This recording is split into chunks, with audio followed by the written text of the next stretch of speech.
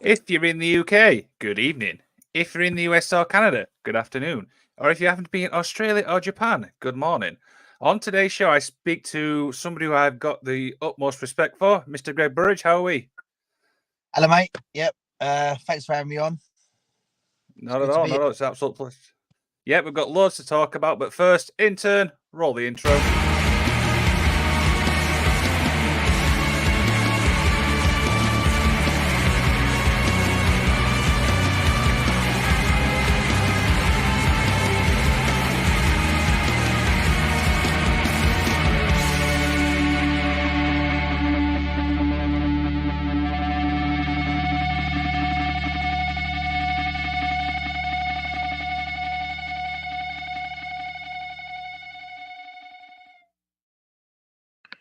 Now, first things first. Greg, did we have a good birthday? I did. I had a really good birthday. I look good for 42, right? I wouldn't have said you're 42 without looking that up. It took too long of a pause there, mate. Sorry. Oh, dear. Anything exciting this week other than the birthday or just usual stuff? Mate, my birthday fell on a Tuesday. So the old me would have known, to be fair, the old me would have known 100 mental places to go on a Tuesday. Cool places in London, but London's not that cool anymore. So no, I just I had a chilled one with the family. We went out for a meal and hanged out with my girlfriend and stuff like this. You know, I did a casual 42nd birthday. It was very nice. Thank you for asking, young man. How old are you? I am at 30. Okay, cool. So you've got a little way to catch up with me yet? Yes, I have. Yeah, I mean, so obviously it's an absolute pleasure to have you on. I mean, there's so much obviously to talk about, obviously, with you. I mean, let's start obviously with the wrestling, shall we? So you mentioned obviously when we were speaking and messaging, check out TWA. Now that was obviously with Scott Conway, 2002, 2003. What was that like? Well, okay, yeah, that's where I got my break, pretty much. In terms, no, tell a lie. I started off with my big break with Brian Manelli, who predominantly works the holiday camp circuit in Britain. So basically, guys, that's like I want to say Ohio Valley Wrestling, but you're 30, I'm 42, so I'm guessing your listeners are 20. So they probably won't know what Ohio Valley Wrestling is. It was like a development area for WWE. It's more like that. That's the original NXT for UK workers. Was the holiday camps. But basically, you work in front of a much more relaxed audience. A casual audience, and if you make a quote unquote mistake, it's not as bad because you're learning and it's an easy recovery and it's a easier style of wrestling. That's why I got my break, but it doesn't necessarily mean it's not as good a kind of style of wrestling. For me, I prefer it. I love that style of wrestling, holiday camp circuit, the family friendly audience. But yeah, I started off with them, and Scott Conway gave me a trial in Ipswich. Good old, Ipswich at the Corn Exchange. And I got to the show and it was really intimidating because it was at the Ipswich Corn Exchange. It's quite a traditional British wrestling, world of sport venue. And I walked into the venue and then just everyone is just sitting around the ring, all the pros. And I remember there was Tiger Singh. Is it Tiger Singh? He's billed as Kevin Nash's cousin. He's a massive American dude, look like Kevin Nash. All of the British workers, all the top boys, and I got in the ring with this American who was over, who got trained by Dean Malenko, and they said, "All right, let's see what you can do, lad." And I got in the ring and I taught that guy 2 moves he'd never seen before.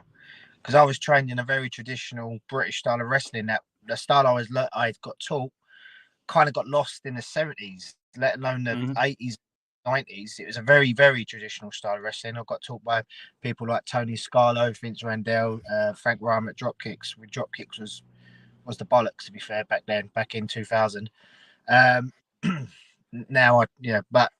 so basically, they really impressed with what I was doing, and they said, "Okay, you've now earned a spot in the Royal Rumble at Southampton." And I was over the moon because it was quite intimidating getting in the ring with all these wrestlers watching, and me being, you know, just a trainee basically. So I passed the tryout. I went to the went and done the what was it? No, let me go back. I did that show. I think I got into the Rumble. I think that was the tryout. Did the Rumble. Now my gimmick back then was an Adrian Street style gimmick called the Exotic One. Baxter. So I had rainbow tights on. I had my head in pigtails. They said to me, Greg, you've got loads of charisma. You should do this Adrian Street gimmick. And I didn't know a lot about it, but I thought if it gets my foot in the door, I'll do it. So I did it on that show, and I don't think Scott Conway knew it hit him. I just came out with his handbag, and you know, I loved it. It was lots of fun to do. So straight away, just from my entrance, he gave me 5 bookings on the spot. And my first wrestling match for Scott Conway was at the Southampton Guildhall against George Castano. In front of 2,000 people, and I had security bringing me to the ring because it was crazy. That was my first match. But yeah, I just got on really well with the audience, and I knew how to get a reaction out of them, whether it be a good reaction or a bad reaction. It was good learning. Yeah, and Scott really gave me my kind of main roster break into British wrestling, I guess, and I was very lucky to get on with all of the boys and the fans. What you'll find is, as wrestlers, you're either going to click with the boys and the girls, or you're going to click with the fans, you know? So there's some wrestlers that always get over the fans, but the boys think that they're pricks, right? Yep. I was very lucky to kind of get the respect of both back then. So it's led me to get booked for lots of promotions, but also it made me go from your more smart mark independent wrestling, and I could jump back to the family friendly, you know? And I think I learned how to do that quite well, because a lot of wrestlers get lost in translation when they try and do the both. In theory, it's the same thing. You just change your style. Like very tad, you throw an extra move here and there, but it's pretty much the same thing. But a lot of people panic when they hear the word family friendly. You know, they think that it's a certain style, but it isn't. Or they panic when they hear it's like a smart mark show, an indie show, or whatever. So, yeah, I'm very thankful that I had that opportunity to kind of develop my style for both genres, shall we say. But, yeah, I got quite a lot. Yeah, absolutely. So then, obviously, I looked into Irish Whip Wrestling 2005 to 2006. You had some really big matches. Chris Sabin, Madman Manson, Doug Williams, Sheamus, and Johnny Storm. There's some big names there. Yeah. Well, I don't know how much people know, but that's where. Okay, let's say this. Like, so I met Sheamus then at IWW, and he was this like 6'2" ginger curtain lad, clean shaven, wearing MMA biker shorts. You know. Wow. And he said, "Burridge, like, what do I need to do?" And I was like, "Mate, be a fucking Irishman. Be a fucking Irishman." So I took him under my wing from that moment, and we developed his gimmick, his style. We went down the Point in Dublin. We went shopping for all kinds of stupid stuff. At one point, he had leprechaun hats on, and we was just going. Like, the Point is basically Dublin's like Oxford Circus, you know, with the tourist traps. So I said he needs to be Irish, and for me, sometimes when you're developing a gimmick, or you need an outside eyes looking in, and I think with Sheamus and being where he is, you're I would say you're too scared to go quote unquote stereotypical, right? Or have to be. You need someone from the outside to say, "Have you thought about doing this yet?" Like taking a step back and look at the bigger picture. And I don't think he actually realised the massive potential he could have had just to be what he is, an Irish person, you know. Yeah. It's never done before, really, until Finley. And so I said, right, for me, an Irish person has spiky hair. He has the beard and the shaven, and this is very stands out very well, this style of haircut, you know. There was an Irish boxer at the time, I think, and it kind of had the same kind of vibe. Obviously, you wear the colour green. And then we developed his style, and Sheamus O'Shaughnessy was born. From then, it was named, well, it's called Sheamus O'Shaughnessy, got changed to Sheamus. Yeah, I just helped him. I advised him to come to England, and he moved to Romford for a little while, Romford in Essex. And we were gym buddies for a little while, and that's when he got friendly with Martin Stone as well. So yeah, it's kind of like I like to say I gave my 2 cents to help Seamus get to where he was, and I definitely had a massive part in playing to creating the Europe's first WWE champion, really. And if I didn't go to Yep. Ireland, it'd be questionable if that would have happened. I still remember seeing it in my head when he pushed John Cena through the table and won that belt. Yep, I remember that very well. Yeah, he was walking down Romford High Street about a year earlier, talking. But yeah, so yeah, Irish wrestling. Lots of fun. They gave me a big opportunity. I had a really big opportunity there to make my name for myself. Simon Rochford, the owner, and Sean Herbert of the Wrestling Channel. Do you guys remember the Wrestling Channel? I do not. So the Wrestling Channel was basically, remember, this is before YouTube and all this kind of Fight TV. This stuff wasn't around then. The Wrestling Channel was the Fight TV of the generation. It was on Sky. It was free to watch, and it basically played World of Sport, all wrestling around the world, the pay-per-views, 1PW, and Irish Wrestling was the first weekly televised program to come from the gym that I was hired to go there and teach the wrestlers to train in. So it's absolutely amazing when you think about it. Not only did we have our own wrestling premises with a ring, and it was open 7 days a week, we had our own TV channel that was basically catered for Irish wrestling. And at the time, Irish wrestling in Power Slam magazine was actually voted number 7 in the world in world promotions, above Dragon Gate. So that's pretty impressive, right? To be like, absolutely, 8th or 7th biggest promotion in the world. So it gave me that platform to step up and get noticed by a bigger audience, a different audience, a more smart mark catered audience, shall we say. Because they was doing big shows at they had a couple of big Americans over. I think Jake Roberts wrestled for them at that time, and they had some of the big independent names at the time. I want to say April, I can't remember. Big independent wrestlers of the day back in 2004, 2005. They all worked for Irish Wrestling. So yeah, their biggest show that was going to run was going to be I think it was the anniversary show, and they decided I should go on with Chris Sabin. So I was like, wow, this is the biggest, probably the most famous person I wrestled up to then. I had wrestled Gangrel just before in Wales, which was fun. I can just remember the Welsh kids saying Gangrel, Gangrel, Gangrel. That's about the only thing I can remember that match. Yeah. Was my biggest test in terms of he was TNA when TNA was the bollocks promotion. So I thought I really need to go out there and show people what I'm about. So basically they told me Chick Cullen was going to be the referee for that match. Do you guys know who Chick Cullen is? No. Okay, so I'm learning here today. Good. So Chick Cullen is like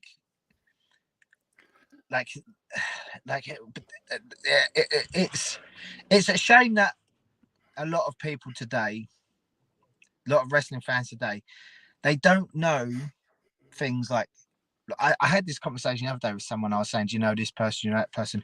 Chick Cullen. Wasn't for people like Chick Cullen, we wouldn't be here now. There wouldn't be a British wrestling scene, because they're the people that pioneered that scene in the 70s.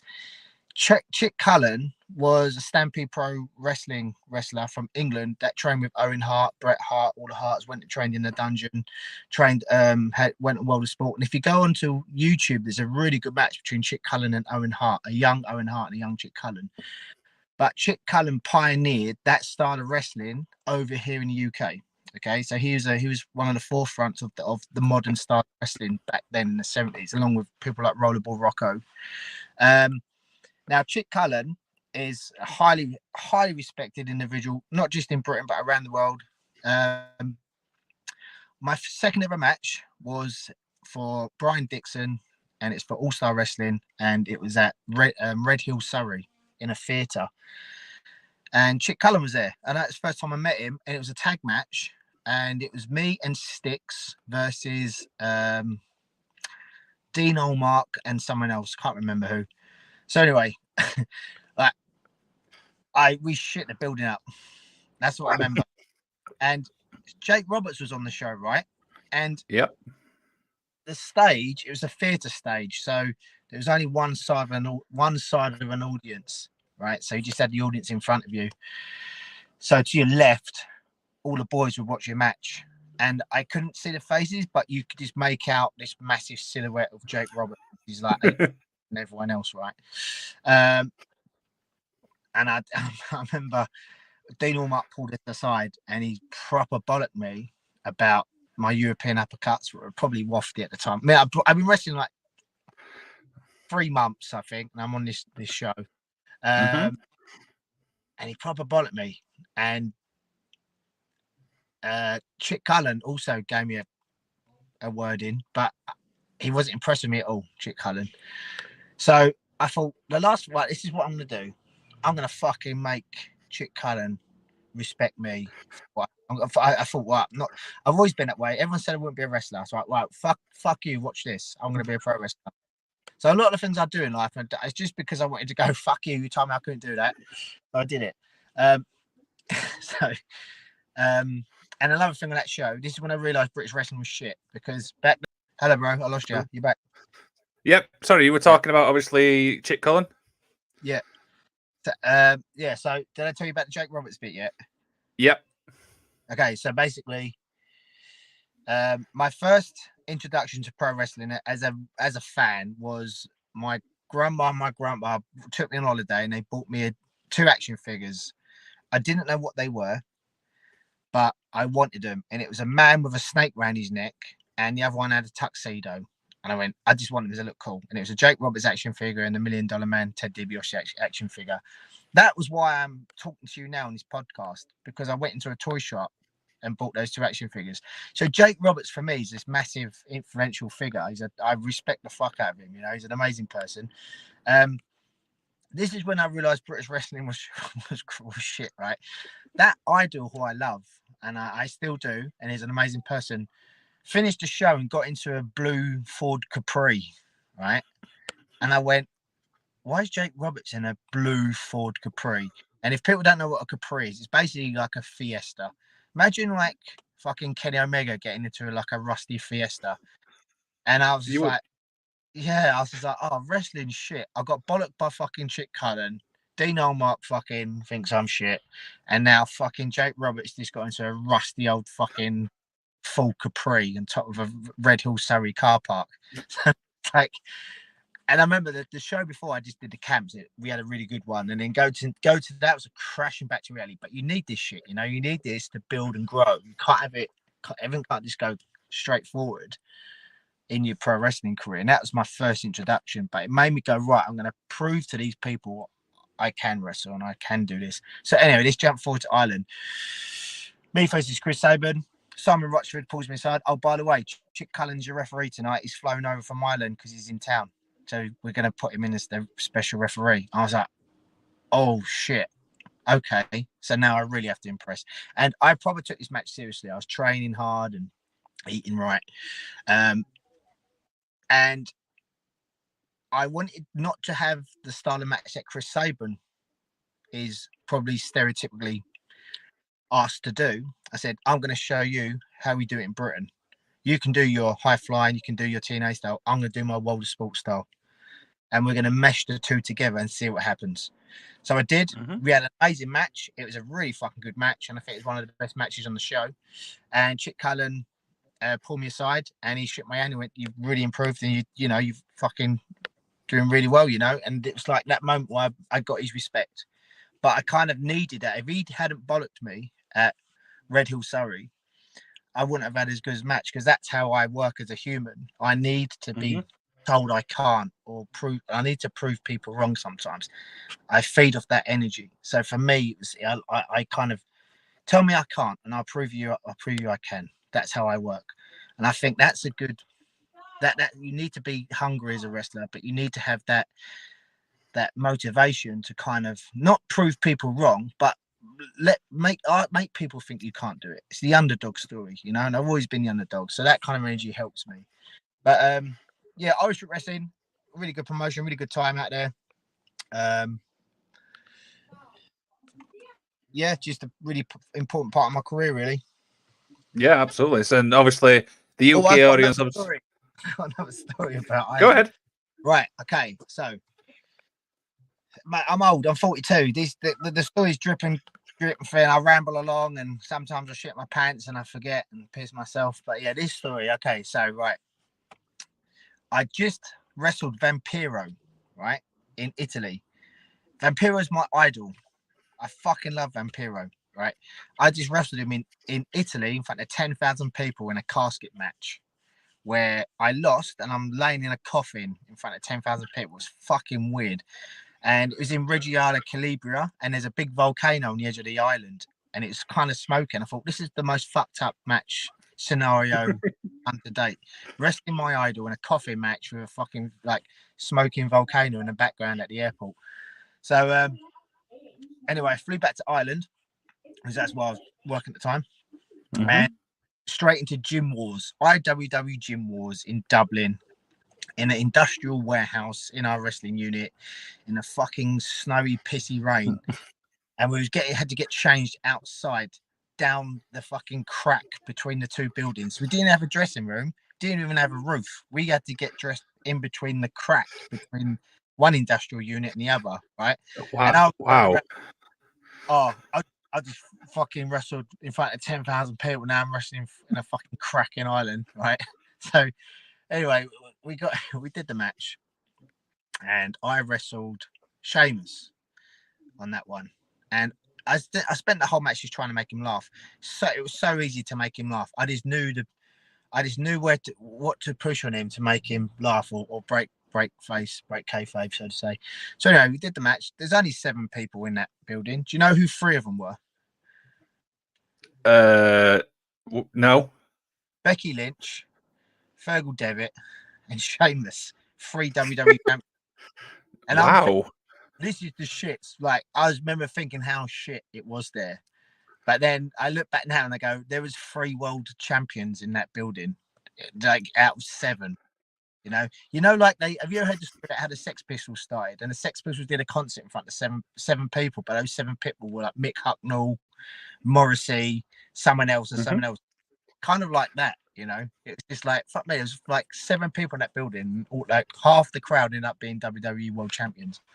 That is crazy. That is absolute crazy. So obviously a lot of the UK audience know you obviously had been a part of 1PW.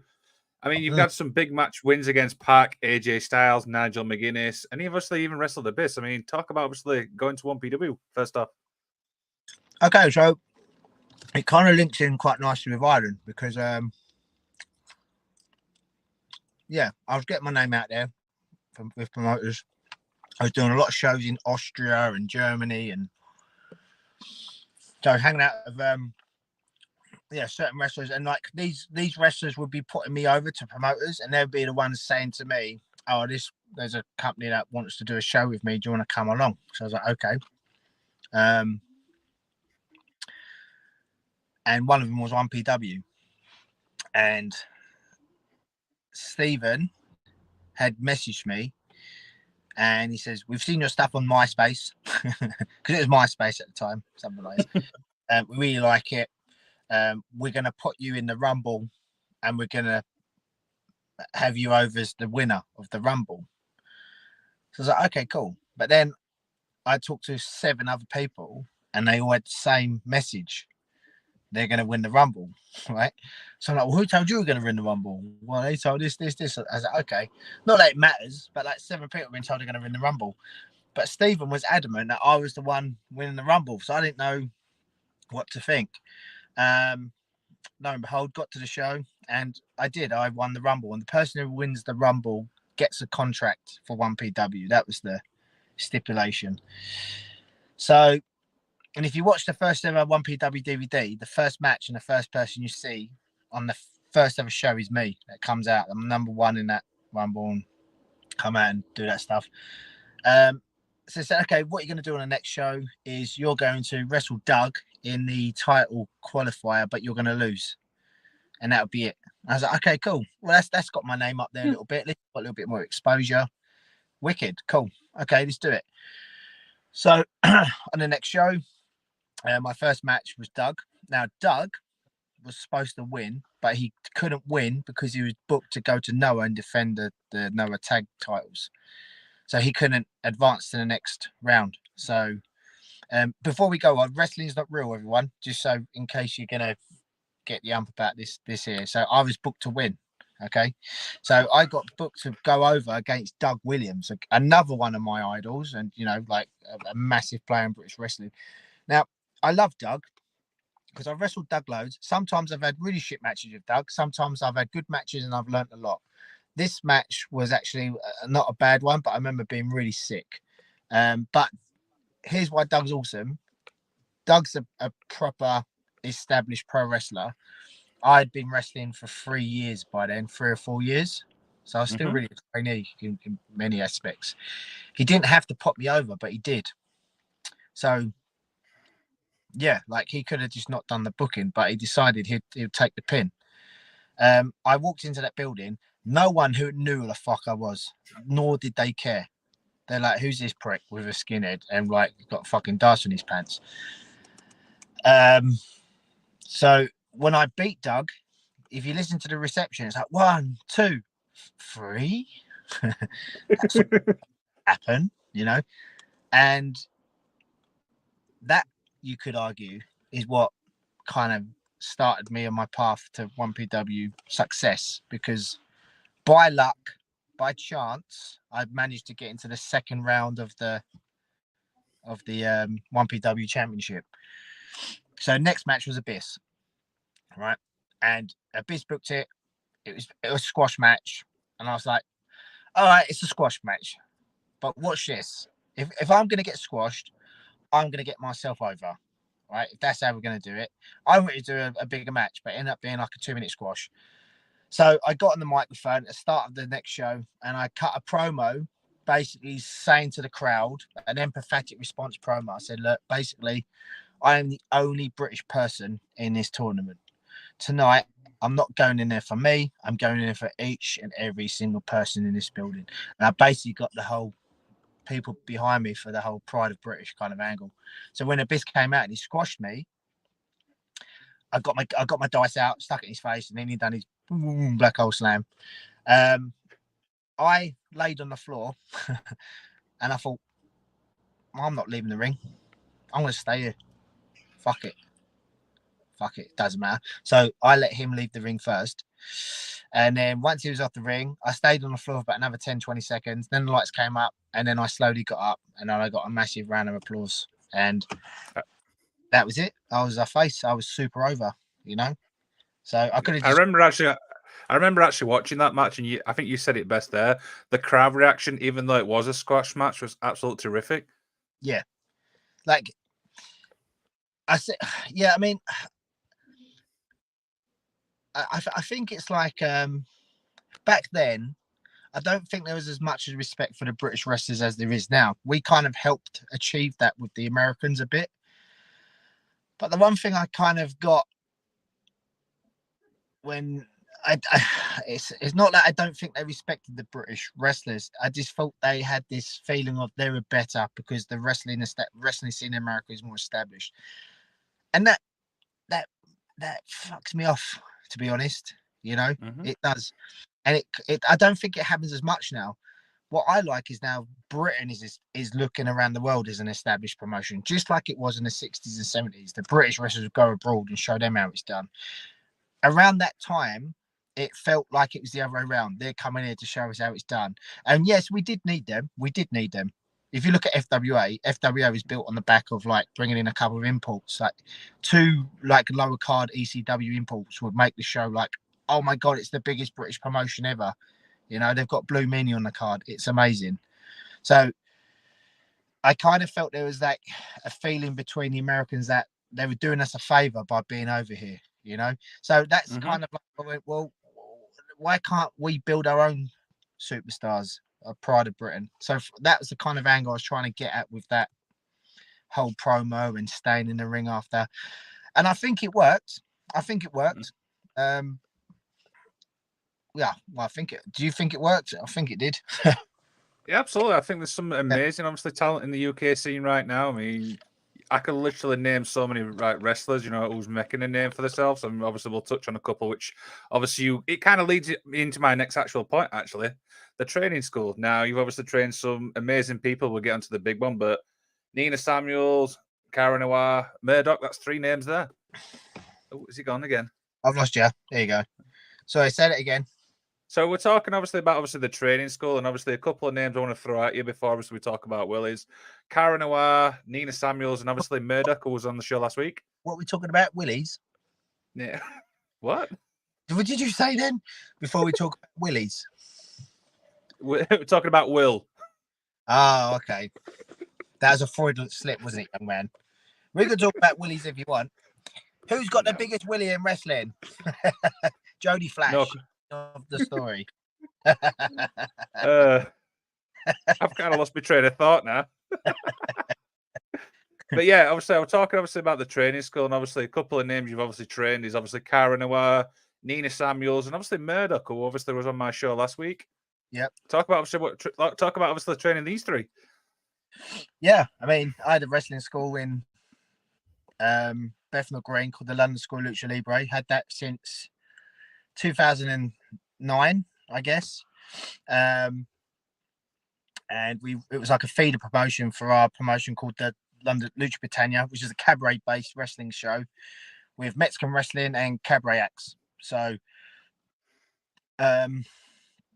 yeah, I wouldn't say I was disheartened with British wrestling scene, but the reason I love doing that school and doing Lucha Britannia, because I was like, look, all this drama in wrestling, I'm just going to do my own thing, I'm just going to do my own thing with our own promotion, and then people will come work for it. And if they decide to go work for outside promotions, then so be it. And that was always the thing with the school. But the training was so good, the atmosphere was so good, everything was so good. We just had everyone come down and start training with us. So Cara Noir originally trained somewhere else, but wasn't getting anywhere in his career. Didn't have the right gimmick, didn't have the right look, and we helped him develop what he is now. And you can say the same with Nina as well, because she came from another school in the Midlands, I believe. And Murdoch started again. I'm gonna have to edit this out after, but yeah, you were talking about obviously Murdoch. Murdoch was a product from the school because he came and watched the Lucha Britannia shows, I believe. And it's quite mad how many wrestlers have come into the scene just because they came and watched a cabaret show in London, because it wasn't billed as a wrestling show. It was billed as like a cabaret show with Mexican wrestling in it, with fire breathers and all this kind of stuff. So being central London located as well, we had a right plethora of different kind of people come to the school. We had artists, we had drag queens and drag artists, and we had performers, we had city workers, we had athletes, we had models, we had everyone come to the school. So it was a right melting pot, the London School Lucha Libre. So yeah, we had that for a long time. But my experience working in Ireland and being the head trainer at Dropkicks in 2001 to 2003, really, I was at Dropkicks. Then I went to Ireland and I was playing around with other things. I kind of developed like a style of teaching, I think benefited everyone there. And I'd already had 10 years in the business by then. So it was just kind of like showing people what I've learned, my way of doing stuff, because I was just like them, coming in from a wrestling school. But I think anyone can be a trainer, but not everyone can be a teacher, and teaching is just as important as training. So not only are you training people to wrestle, you're teaching them one about life. You're teaching them.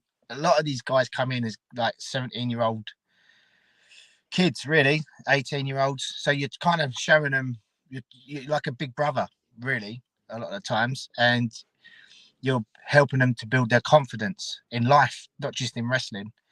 And I wouldn't even just say it's like I've had guys that are in their 30s and they've come in and they're down and they're overweight, and then you give them that little bit of confidence and show them what what they really like that inside them waiting to come out. And then it's like a phoenix from the flames. This new person comes out of that shell, and they're, you know, then you just see them just smashing life in their 30s, and they said, oh, I never would have thought it'd been possible if I didn't come here. And it's not just wrestling, you know, it's just being more confident within yourself. And that's what was good about the school. Just people were just becoming better humans, you know, outside of wrestling, let alone inside. And then like the bonus of it, you know, you get to put spandex on and beat people up in the ring. So that's brilliant. That's a nice little thing. And obviously, a lot of people, surprisingly, a lot of the US fans doesn't actually know this, but of course, you are responsible for obviously training Will Ospreay. I mean, talk about obviously basically working with Will and obviously watching him grow. Yeah, man, I known Will since drop kicks when he was like 6. He says he knows me since 6. I can't remember, to be honest. That's when we first met, apparently. My earliest memory of Will was because of Will's mum. Will's mum messaged me and said, Will really respects you. He's a big fan. Can you come down and teach Will some wrestling?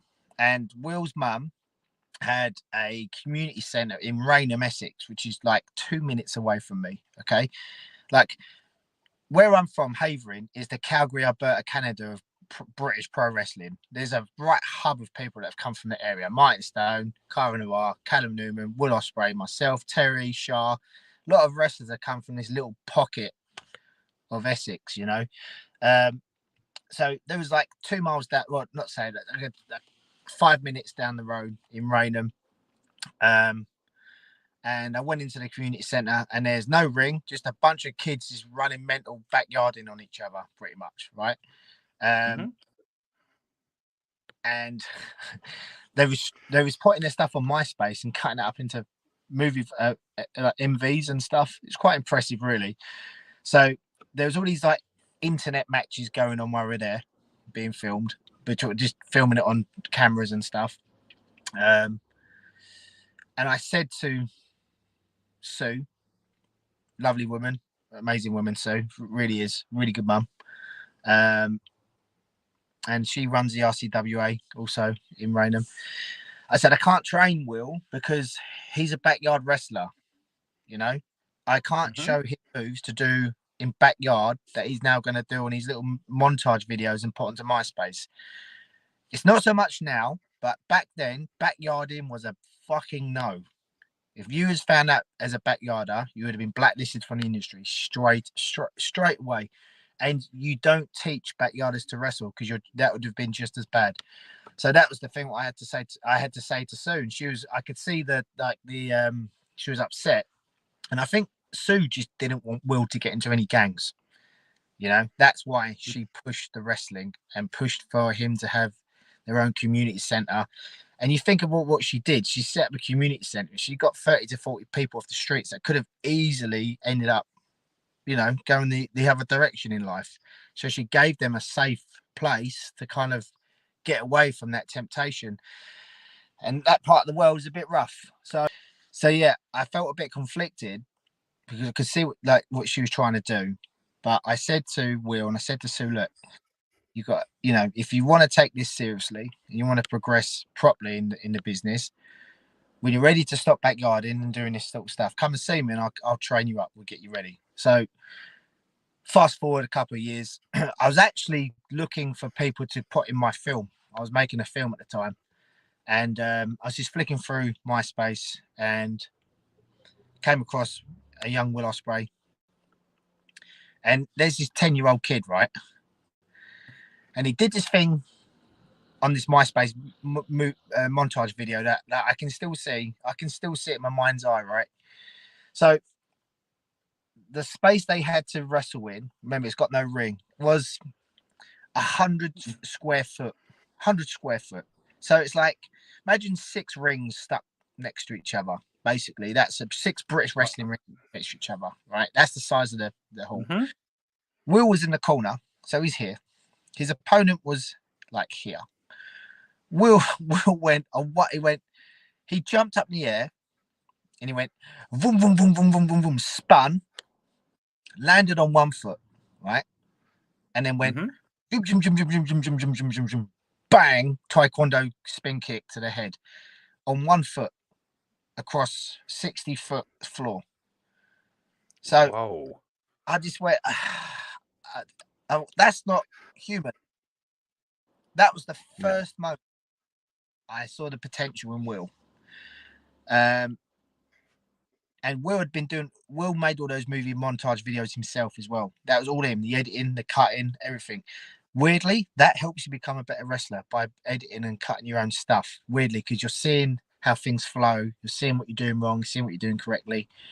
I think that kind of helped him, and it shows you his love for the business to basically run an online internet wrestling backyard federation on MySpace, which is basically what he was running with his mates. Mm-hmm. And this spin kick was incredible. And I remember thinking, I need to take him under my wing, because that needs to be nurtured and become great. You know, he's like a diamond and needed polishing. Now Will messaged me about 2 years later after that. He said, I'm ready to go pro. So I was like, come down to the school, we'll get you trained up, we'll teach you the business. You can do the moves, he can do the taekwondo spin kicks. He doesn't know how he can do it, right? He doesn't know Mm-hmm. where to do it. He doesn't know why he should do it and why he shouldn't. That's what you teach someone like Will Ospreay. You know, you can do these moves. Why are you doing it? How are you doing it? Where'd you do it?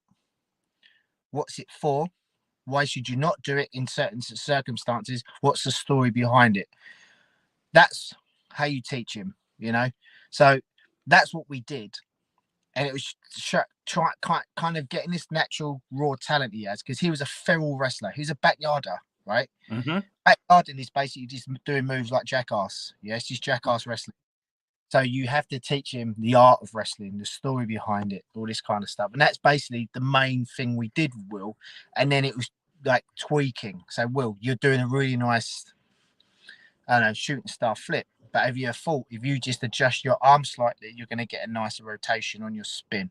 So all these different things you're teaching him. And again, like I said earlier, anyone can be a trainer, but not everyone can be a teacher. So you're a big brother and you're looking out for him. You're making sure promoters don't fuck him around. You're getting him his bookings. You're making sure Will doesn't say anything or do anything wrong.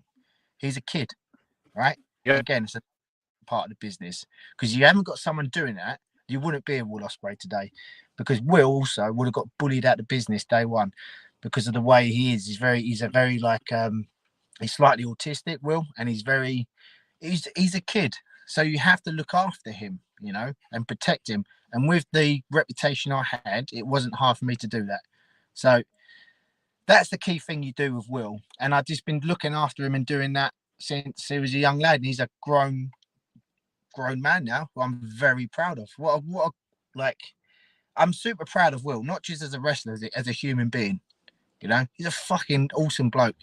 And when I watched him at Wembley the other day, and there's that big statue of Bobby Moore as you walk in, and I'm sitting there watching the match with his mum and dad, and his dad would hang off the rafters at my gym watching Will wrestle for Lucha Britannia, and it's weird sitting in the royal booth with his dad watching Will in front of 81,000. You know, it was a strange full circle feeling. But there's a big statue of Bobby Moore at Wembley as you walk in, as you sit down. And I just sat down and I went, fuck me, Will is the Bobby Moore of British wrestling. You know, he has that following, he has that power to become a spokesperson for Britain in terms of British pro wrestling. So I don't think we've ever had anyone who could match that potential as Will. You could argue you had people like Pat Roach, again, another one of my idols. Do you know who Pat Roach is?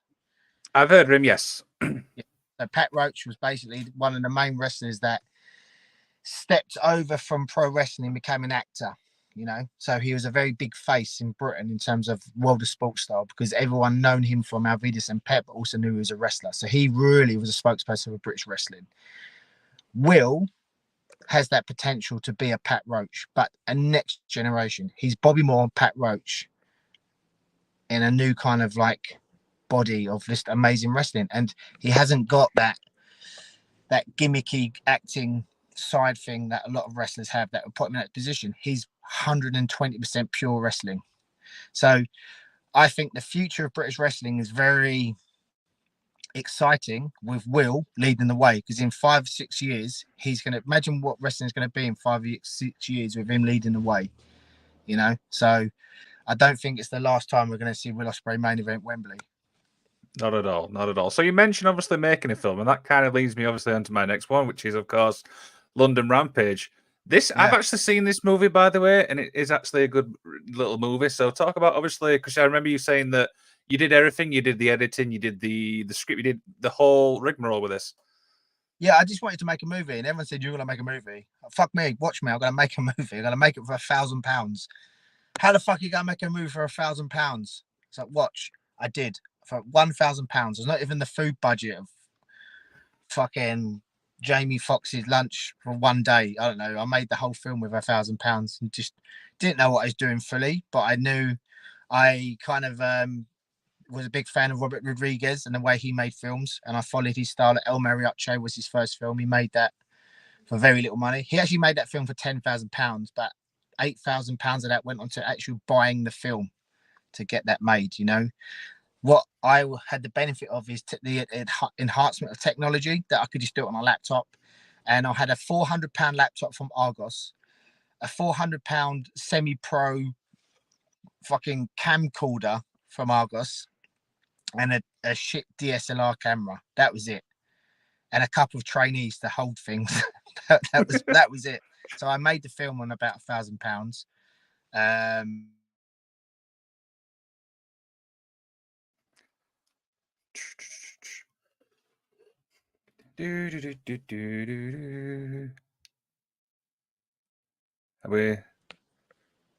Don't worry about it. I can edit all this stuff out. Don't worry about it.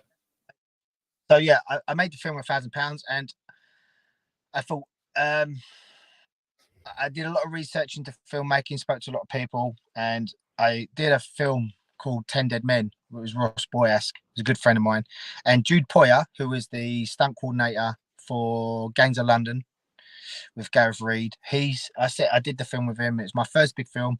That film, I got stabbed in the neck, bled out, and shot in the back with a shotgun. That was a good way to die. And I said to Jude, I said, I want to make a film. What do I need to do? And he says, have you got friends? I said, yes. He went, pick the camera up and just start filming. So I was like, okay, I will. And I did. That's what I did. I just picked the camera and start filming. And I spoke to another director who actually directed Sucker Punch, the British version. And he said, write a script, but do things that are available to you. Don't do a sci-fi film because you'll never get it made. It's like, what do you have available to you? It's like, well, I have London available to me. I have council estates. I have this. I can't bring guns onto the street. I can't do that. So I can make an action film based around London, you know? And that's what I did. I just got what I had around me. Students, £1,000 worth of cameras and a laptop, an idea and a script that was based around a fight tournament that happened in London, pretty much, and that was it. And that's what happened. I made London Rampage, and it got my foot in the door. It got noticed, and everyone couldn't believe I made it for £1,000. So that went on to Cannes and got sold at Cannes. And one of the most random things was I was at Cannes, right? And it got bought up by a company called California Pictures, and I was at the California Pictures party, and I was sitting in the kitchen with this guy from New Zealand. And he was being a bit of a prick to me. I could tell. It was like, he said, so what do you do? I said, I made a film called London Rampage. And his eyes went like this. I went, London Rampage? That's what I watched before I come here. And the film had been sold to New Zealand, right? And he's changed his energy to me. And I went, just for that one thing right there, that was worth making that film. You know, just sit in a party at Cannes and for some fucking film dude from New Zealand to watch my film. And that film's got sold to like Korea and random places. I don't know how that film can play in Korea. How the fuck did I know what's going on? Someone said to me, my film was the best episode of EastEnders directed by Jackie Chan. And I thought that's a great way to explain what that movie is. So I don't understand how they understand the Cockney bits of talking. But like I said, it's the first film I made. That it isn't perfect, but it got my foot in the door. But I've actually made a second film, and it's called Death Pit. And let me show you this little flyer here, because this is gonna be going live soon. This is the flyer. Ooh, Yeah, as you can see, it's actually got Cara Noir in the top there. He's in the film. wow.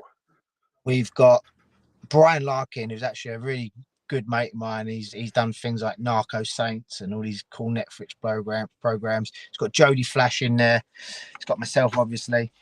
Anthony Agogo makes an appearance, but this is kind of like my second stab at making a film, being a stunt coordinator and bringing in the stunt team. Because the one thing I kind of like doing is bringing in my own stunt team, which is a wrestling-based stunt team, and showing the world just how capable wrestlers are at doing stunts and acting. Because that's basically what we do as a living, right? But the way that we can choreograph our fighting can be more contact-based, so you don't have to cheat the angles to make it look like the punches connect. We can actually connect, so we can get some really exciting angles going on. Plus, we can do something really like cool by making including lucha libre wrestling and pro wrestling in with some really cool fight sequences. So that's kind of like my vibe. Is getting always been my vibe since maybe 2010 when I first went on this path of wanting to become a leading face in stunt coordinating, using wrestling as its base. So yeah, that's kind of like what I'm doing in this film. That's what Burridge fight design is basically. It's kind of teaching people to wrestle, but also teaching people to become the next Rock and the next John Cena, and the next Batista, because a wrestler in 2023 shouldn't just limit their skills to in-ring. We are much bigger. Skills are multifaceted, and we can take it to many different paths. You can take it to the stage, you can take it into comedy, you can take it into film like we're doing. So The Rock will be the president of the world one day, and it came from him learning how to bump, if you want to look at it like that. So that's kind of what I want to get wrestlers understanding. A lot of wrestlers, it feels like they're a bit scared to show their true charisma. So this is also going to help them bring out that inner charisma just by acting and just going with that flow, So yeah. Yeah, absolutely. So a few little more things we obviously discussed before we wind down is you just mentioned obviously stunt work. You've done obviously Harry Potter as well. I mean, is there any other movies which people might not know about you've done stunt work for? Well, there's a film coming out this week, Expendables 4. I was in that with Jason Statham and Sylvester Stallone. Mate, when I tell you, I don't care if I die tomorrow now. I'm like, I've fucking done Expendables 4. And it all came about because one day I went, I'm going to make a film called London Rampage with a bunch of trainees and a fucking camera that's worth 400 quid, and everyone told me I couldn't do it, right? And I was like, watch, I'm going to do it. Nothing is impossible. Nothing is impossible if you want it that bad. And I sat there on set doing a fight scene, and there's Sylvester Stallone, my idol. There's Jason Statham, another idol. And it's because I basically didn't listen to what everyone was telling me that I couldn't do. And I think that's an important lesson for everyone. Don't listen to the nays. They're too scared to give it a go themselves, most probably. That's why I say you can't do it, because they're too scared to do it themselves. Anything in life, and I mean anything in life, is possible if you want it that badly. So for me, doing Expendables was like, if that's the last thing I ever do in film, I don't care, because that's what I wanted to do. And that was it.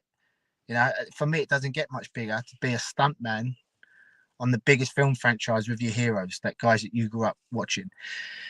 So yeah, and it really, I won't say it yet, but there's a really interesting wrestling-based story from that film.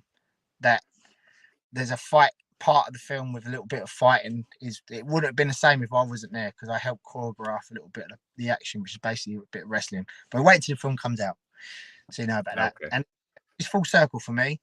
The power of pro wrestling in film, and yeah. So yeah, Expendables 4 that comes out. But yeah, Harry Potter was one of the first I did.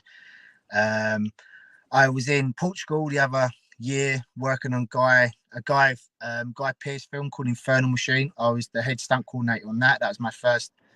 That was my biggest fight choreography job out in Portugal, choreographing some of the action on that film. It's just something I love doing. It was just for me a natural progression from wrestling. So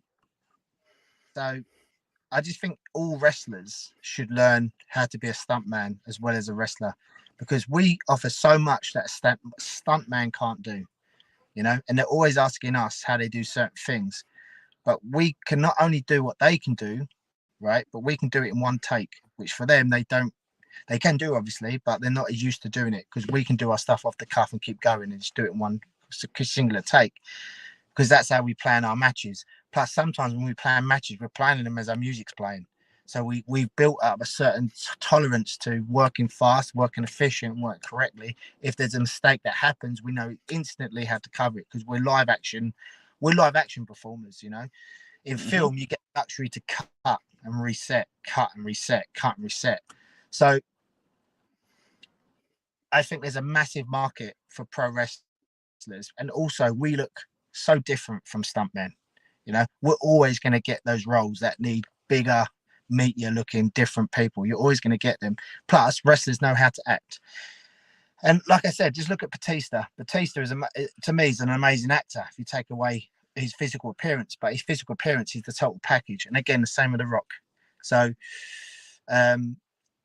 yeah, stunt work is very important for pro wrestling in 2023. And that's kind of what I want to do in my rest of my wrestling career, whatever it is, my legacy, just teach wrestlers how to become good stuntmen and performers. And that's funny you just mentioned legacy, because that's my final question. With everything you've done, obviously, in wrestling, stunt work, movies, what do you obviously want the legacy of Greg Burridge to be?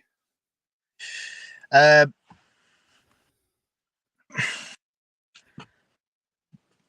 a good question. I just don't forgotten. I think that's the worst thing, to be honest. It's not nice being. It's kind of like pisses me off when people don't know who you are. They go like, well, sorry, mate, what's your name? And you're like, you know, I'm Greg Burridge. Like, okay, look at it this way. You didn't know who Chick Cullen was, right?